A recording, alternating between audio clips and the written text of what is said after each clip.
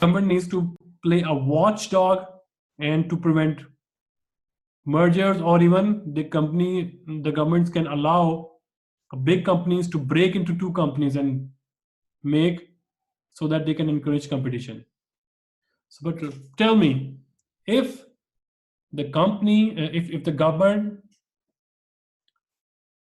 makes an institution who watch these kind of mergers and acquisition, it has a cost.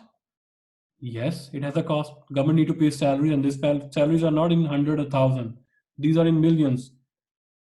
Government need to hire the the lawyers, corporate lawyers, right?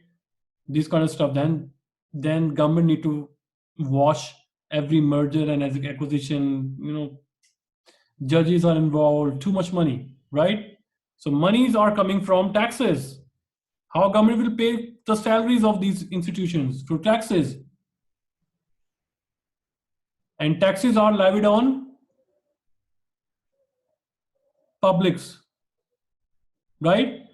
So if government set up an institution to watch how to cope up the monopoly, then government is raising taxes. So it means government are spreading the deadweight laws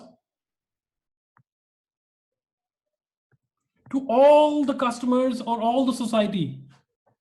Maybe some customer, they don't want to buy petrol, but even then increase in taxation. So it means they are also having a burden on paying the higher prices of petrol or the gasoline, oil, right? So this is not lucrative option. Number two, regulation.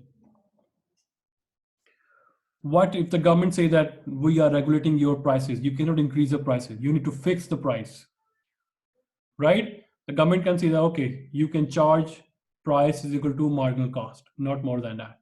Why? Because in perfect competition, we know that price is equal to MR is equal to AR, and the profit maximum condition is MC is equal to MR. So government can say that make the price equal to your marginal cost. What does it mean? If government forces the monopolists to charge the price equal to marginal cost, so monopolists, they will show to the government their marginal cost highest, right? They don't want to show their marginal cost lowest to the government. So what does it mean? So government is like stupid? No. Government will have some audit control. They will see that whether their marginal cost is high or low. So this discourages monopoly to go into technological revolution, right? They don't opt that technology which reduces their marginal cost. So they will be discouraged by this regulation stuff to invest in technology innovation, because whenever there is innovation is because their cost is lower. Nobody wants to buy that technology in which their cost is high, right? Technological advancements are there because if you buy that technology, your per unit cost decreases. So when you are regulating the behavior, you are making price equal to a marginal cost. So you are discouraging monopoly not to go for innovation, not to go for that technology who reduces its marginal cost. Why? Because if they reduces their marginal cost, the government regulation is they need to charge price equal to MC. If they are reducing the marginal cost, marginal price should be also reduced. So also it discourages. So government should not regulate the prices as well. So let's just talk about this, the different perspective. Let me show you here.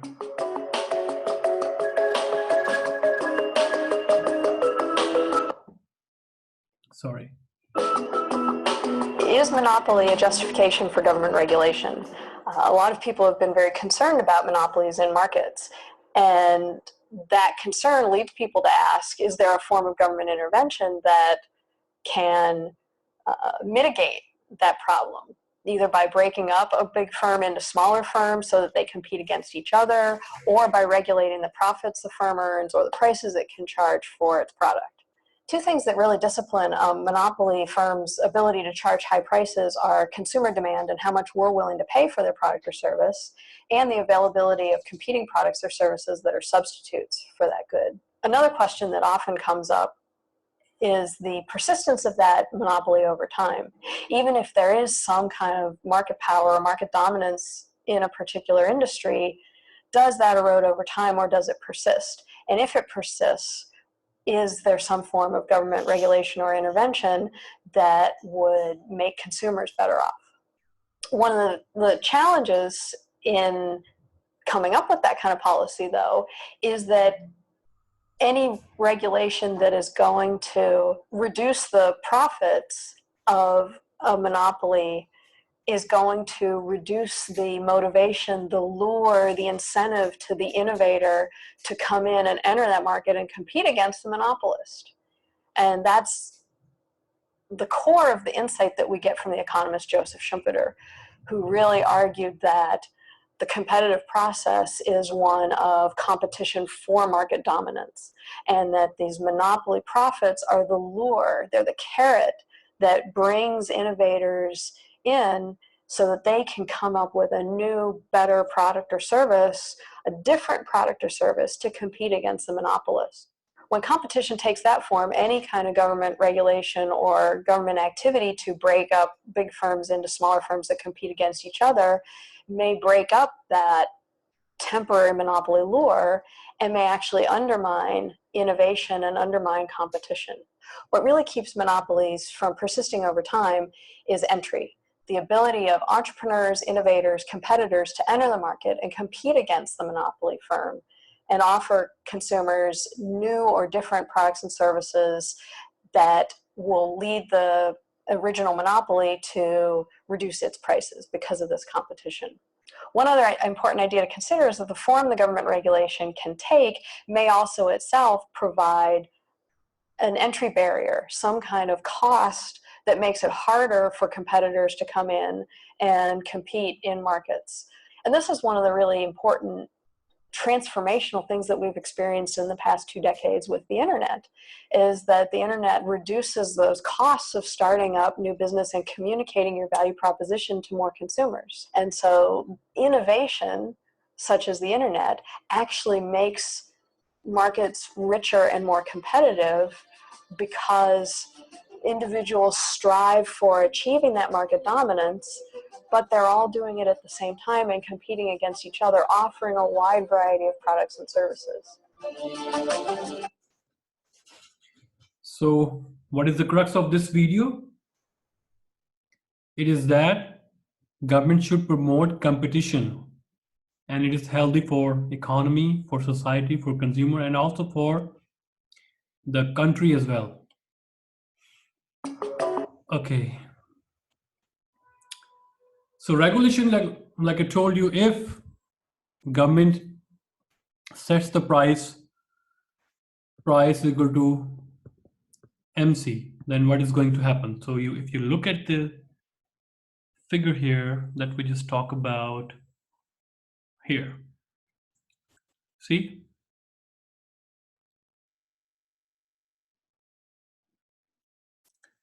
Can we, okay. Okay, let's just read that. I think that would be more easy over there. So if the government sets the price at price is equal to your average total cost, because in long run, in competition in long run, price is equal to average total cost, right?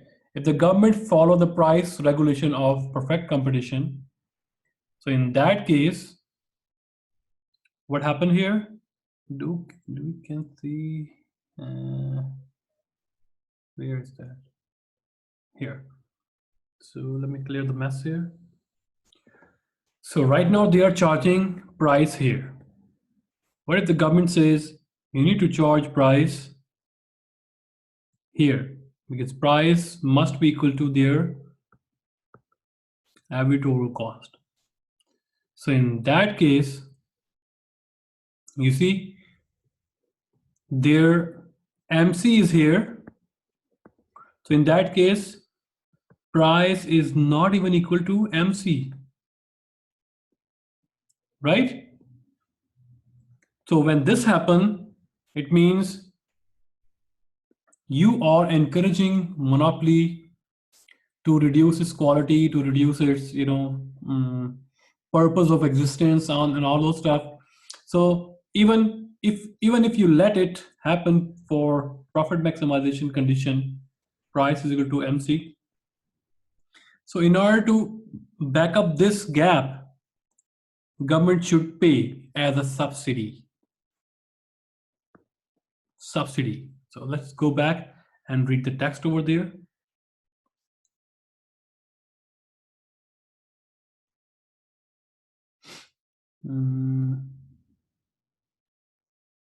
Here. So if you regulate the behavior and you say that, okay, if you are setting price equal to ATC, so because price is not equal to MC, so you are giving them basically subsidy or giving them a chance that monopolies will not decrease their cost as regulator sets price is equal to ATC. Like I told you, they will not go into any innovation, so that will reduce their cost. So you are basically setting back, or you are creating demotives for innovation in the monopoly industry. The second one is, if you let monopoly to charge price above or equal to MC, then you need to pay subsidy. So what do we mean subsidy? Subsidy means you are paying from taxes, and taxes are paid by the buyers. In order to cover the subsidy, taxes must be increased, and who suffered? The buyers. So you are spreading to the whole society the deadweight loss. Deadweight loss belongs to the monopoly, and now you spread the deadweight loss to whole society. Then regulation also doesn't make sense, right? So promoting through antitrust laws also not going to help. Regulating the behavior also not going to help. What about purchasing or turning the private monopoly into public ownership, government entity? So in that case, what happened? So basically, you purchase the